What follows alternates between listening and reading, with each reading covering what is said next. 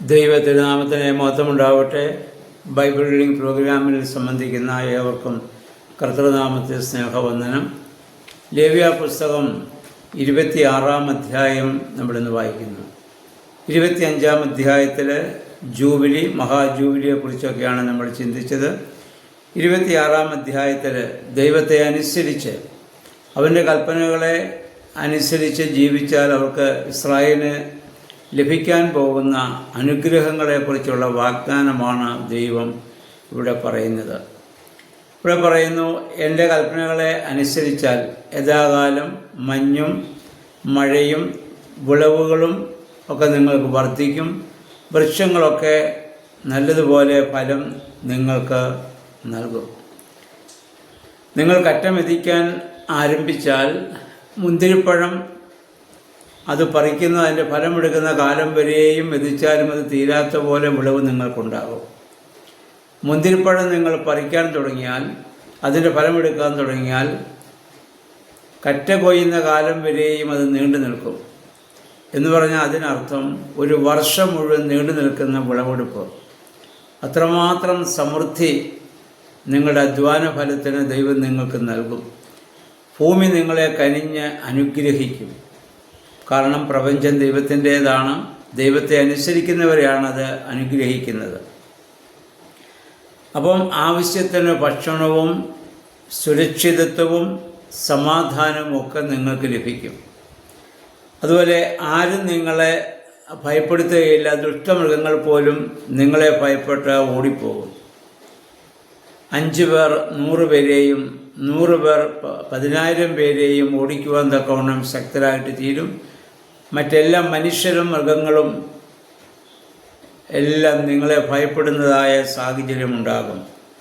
മറ്റൊരു അനുഗ്രഹം, നിങ്ങൾ സന്താനപുഷ്ടിയുള്ളവരായി വർദ്ധിച്ചു പെരുകും. ദേശത്ത് നിങ്ങൾക്ക് വളരെയേറെ വർധനവ് ഉണ്ടാകും.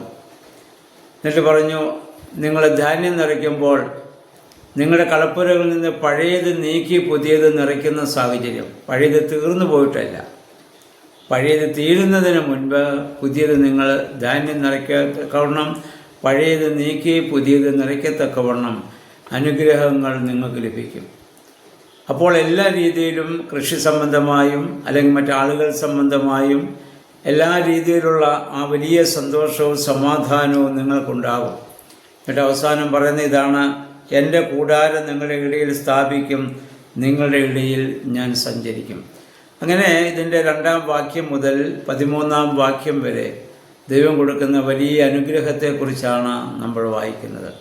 എന്നാൽ ദൈവത്തിൻ്റെ കൽപ്പനകളെ നിങ്ങൾ നിരസിച്ചാൽ, ദൈവത്തെ അനുസരിക്കാതിരുന്നാൽ നിങ്ങൾക്ക് ഇനി ലഭിക്കാൻ പോകുന്ന ശിക്ഷകളാണ് 14-ാം വാക്യം മുതൽ 39-ാം വാക്യം വരെ നമ്മൾ വായിക്കുന്നത്. അവിടെ പറയുന്നു, എന്നെ അനുസരിക്കാതിരുന്നാൽ അനുഗ്രഹത്തിന് വിരുദ്ധമായി നിങ്ങൾക്ക് ശിക്ഷകളും കെടുതികളൊക്കെ നിങ്ങൾ അനുഭവിക്കേണ്ടി വരും. പകർച്ചവ്യാധികൾ നിങ്ങളെ ബാധിക്കും. നിങ്ങൾ കൃഷി ചെയ്താൽ അതിൻ്റെ ഫലം നിങ്ങൾക്ക് ലഭിക്കുകയില്ല. ശത്രുഭീതി നിങ്ങൾക്കുണ്ടാകും. ജീവനാശം നിങ്ങൾക്കുണ്ടാകും. ശത്രുക്കൾ നിങ്ങളെ ഭരിക്കും. നിങ്ങൾ ദേശം വിട്ട് ഓടേണ്ടി വരും. അപ്പം 7 ഇരട്ടി ശിക്ഷ നിങ്ങൾക്ക് ലഭിക്കാനത് കാരണമായിട്ടേ തീരും.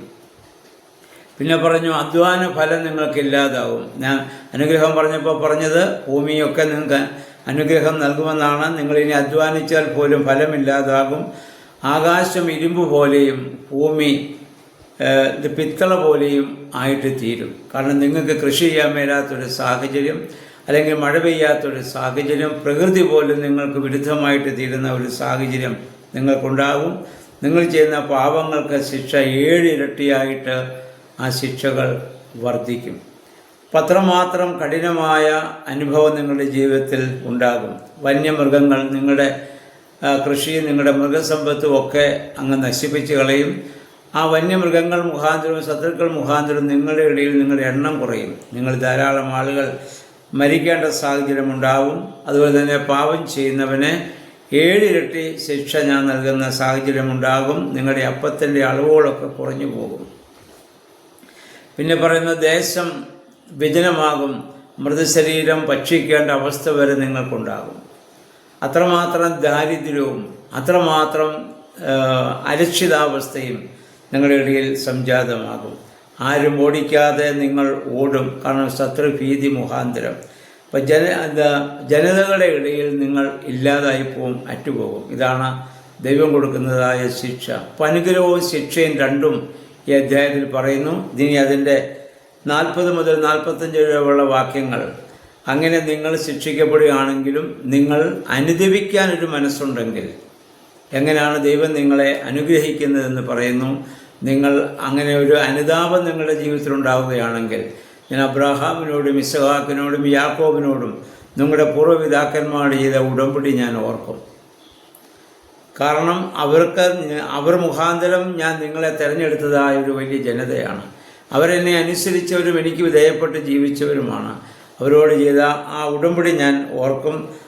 അതായത് നിങ്ങൾ ശത്രുദേശത്തായിരിക്കുമ്പോൾ തന്നെ ആ ഉടമ്പടിയെ ഞാൻ ഓർക്കുകയും നിങ്ങളെ ഞാൻ അനുഗ്രഹിക്കുകയും ചെയ്യും. പ്രിയമുള്ളവരെ, ഇതാണ് മോശെ മുഖാന്തരം ഇസ്രായേൽ ജനത്തോട് പറഞ്ഞത്. ഒന്ന്, അവർ ദൈവത്തിൻ്റെ കൽപ്പനകളെ അനുസരിച്ച ആളുകളുടെ അനുഗ്രഹം. രണ്ടാമത്, അനുസരിച്ചില്ലെങ്കിലുള്ളതായ ശിക്ഷാവിധി. 3, ശിക്ഷാവിധി അനുഭവിക്കേണ്ടി വന്നാലും അനുതാപം അവർക്കുണ്ടാകുന്നെങ്കിൽ വീണ്ടും ദൈവം അവരെ സ്നേഹിക്കുന്ന, കരുതുന്ന പൂർവ്വപിതാക്കന്മാരെ ഓർത്ത് ദൈവം അവരെ സംരക്ഷിക്കുന്ന സാഹചര്യം. ഇത് നമ്മുടെ പുതിയ ജീവിതവുമായി നമുക്ക് ബന്ധപ്പെടുത്തി നമ്മൾ ചിന്തിക്കേണ്ടതാണ്. ഈ പ്രപഞ്ചമൊക്കെ നമുക്കിന്ന് അനുകൂലമാകുന്നെങ്കിൽ ദൈവത്തിൻ്റെ വലിയ കൃപയാണ്. ദൈവത്തിൽ നിന്ന് അകലുമ്പോൾ പ്രപഞ്ചം നമുക്കെതിരാകും. കായേനോട് യഹോവയായ ദൈവം പറഞ്ഞറിയാമല്ലോ, ഹാബേലിനെ കൊന്നപ്പോൾ പറഞ്ഞത്, ഭൂമി ഇനി മേലാൽ തൻ്റെ വീര്യം നിനക്ക് തരത്തില്ലെന്ന്. കായേൻ ഭൂമിയോട് ഒരു തെറ്റും ചെയ്തില്ല, പക്ഷെ അവന് എതിരായത് ഭൂമിയാണ്. അവൻ കൃഷിക്കാരനാണ്. ഭൂമി അതിൻ്റെ വീര്യം അവന് കൊടുക്കാത്ത സാഹചര്യം. ഇതുപോലെയാണ് നമ്മൾ ദൈവവുമായുള്ള ഒരു വലിയ ബന്ധത്തിലായിരിക്കുമ്പോൾ ഈ പ്രപഞ്ചവും മനുഷ്യനും സകല ജീവജാലങ്ങളും നമുക്ക് അനുകൂലമായിരിക്കുന്ന സ്വർഗീയമായ ഒരു അനുഭവം നമുക്കുണ്ടാകും. അതാണ് വരാനുള്ള ലോകത്തെക്കുറിച്ചുള്ള നമ്മുടെ പ്രത്യാശ. അത് ഏതെന്ന പർദീസായിൽ ദൈവവും മനുഷ്യനും മൃഗങ്ങളും ജീവജാലങ്ങളും ഒന്നായിരുന്നതുപോലെ ആ പർദീസായുടെ വലിയ അനുഭവം നമ്മുടെ ജീവിതത്തിലുണ്ടാകുവാനാണ് നമ്മൾ പ്രതീക്ഷയോടെ കാത്തിരിക്കുന്നത്. കർത്താവിൻ്റെ ആ വരവിലത് സാധ്യമാണ്. അതിനുവേണ്ടി ഈ ഭൂമിയിൽ ഒരുക്കത്തോടെ ജീവിക്കുവാൻ, പാപം വിട്ടുകൊടുവാൻ ദൈവമേ, പരിശുദ്ധാത്മാവേ, ഞങ്ങളെ ശക്തീകരിക്കണമെന്ന് നമുക്ക് പ്രാർത്ഥിക്കാം. ദൈവത്തിന് നമ്മെ സഹായിക്കട്ടെ. എല്ലാവർക്കും നല്ലൊരു ശുഭദിനം ആശംസിക്കുന്നു.